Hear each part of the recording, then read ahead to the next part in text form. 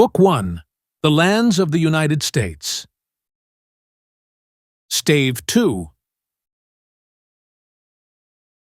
Land Policy of the United States. The best commentary upon our national land policy is the fact, stated by Senator Stewart, that of the 447 million acres disposed of by the government, not 100 million have passed directly into the hands of cultivators. Suppose we add to this amount the lands which have been granted, but not delivered. In that case, we have an aggregate of 650 million acres disposed of to but 100 million acres directly to cultivators. That is to say, 6/7 of the land have been put into the hands of people who did not want to use it themselves, but to make a profit, that is, to exact a tax, from those who do use it. A generation hence, our children will look with astonishment at the recklessness with which the public domain has been squandered. It will seem to them that we must have been mad, for certainly our whole land policy, with here and there a gleam of common sense shooting through it, seems to have been dictated by the desire to get rid of our lands as fast as possible. As the Commissioner of the General Land Office puts it, seemingly without consciousness of the sarcasm involved, it has ever been the anxious desire of the government to transmute its title to the soil into private ownership by the most speedy processes that could be devised. In one sense, our land dealings have been liberal enough. The government has made nothing to speak of from its lands, for the receipts from sales have been not much more than sufficient to pay the cost of acquisition or extinguishment of Indian title and the expenses of surveying and the land office. But our liberality has been that of a prince who gives away a dukedom to gratify a whim, or lets, at a nominal rent, to a favored farmer general the collection of taxes for a province. We have been liberal, very liberal, to everybody. Still, those who have a right to our liberality, and to every importunate beggar to whom we would have refused money, we have given land. That is, we have given to him or them the privilege of taxing the people who alone would put this land to any use. So far as the Indians, on the one hand, and the English proprietaries of Crown grants, on the other, were concerned, the founders of the American Republic were clearly of the opinion that the land belongs to him who will use it. But farther than this, they did not seem to inquire. In the early days of the government, the sale of wild lands was looked upon as a source from which abundant revenue might be drawn.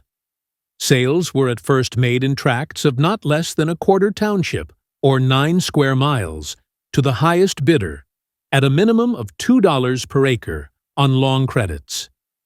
It was not until 1820 that the minimum price was reduced to $1.25 cash, and the government condescended to retail in tracts of 160 acres. And it was not until 1841, 65 years after the Declaration of Independence, that the right of preemption was given to settlers upon surveyed land. In 1862, this right was extended to unsurveyed land. And in the same year, 1862, the right of every citizen to land, upon the sole condition of cultivating it, was first recognized by the passage of the Homestead Law, which gives to the settler, after 5 years' occupancy and the payment of $22 in fees, 160 acres of minimum or 80 acres of double minimum, 2.50, land. Still further in the right direction did the zeal of Congress for the newly enfranchised slaves carry it in 1866, when all the public lands in the 5 southern land states, Alabama, Mississippi, Louisiana, Florida, and Arkansas, were reserved for homestead entry. But this growing liberality to the settler has been accompanied by a still more rapidly growing liberality to speculators and corporations. And since the preemption and homestead laws were passed, land monopolization has gone on at a faster rate than ever. Without dwelling on the special means, such as the exercise of the treaty-making power by which large tracts of land in some of the western states have been given to railroad corporations, and individuals for a few cents per acre, let us look at the general methods by which the monopolization of government land has been and is being accomplished. Public sale and private entry. The first method adopted for the disposal of public lands was their sale to the highest bidder. This theory has never been abandoned. After lands have been surveyed, they may, at any time, be ordered to be offered at public sale. This public sale is only a matter of form. Purchasers at more than the minimum price seldom or never appear. But the offering makes an important difference in the disposition of the lands. Before being offered at public sale, they are open only to preemption and homestead entry, that is, to actual settlers, in tracts not exceeding 160 acres. After being offered, they are open to private entry, that is, they may be purchased by anyone in any amount, at the minimum price, $1.25 per acre. Whether by the misrepresentations of speculators or the inadvertence of the authorities, public sales, as a general thing, have been ordered before the line of settlement had fairly reached the land. Thus, the speculator has been able to keep in advance, picking out the choice lands in quantities to retail at a largely advanced price, or to hold back from improvement for years. By means of cabins built on wheels or at the intersection of quarter-section lines and false affidavits, a good deal of land grabbing has also been done under the preemption and homestead laws. More, however, in the Mississippi Valley states than elsewhere. Donations of public lands. Thus, land monopolization has gone on in the ordinary course of our land dealings, but the extraordinary means, which have done most to hasten it, have been the donations of land in immense bodies.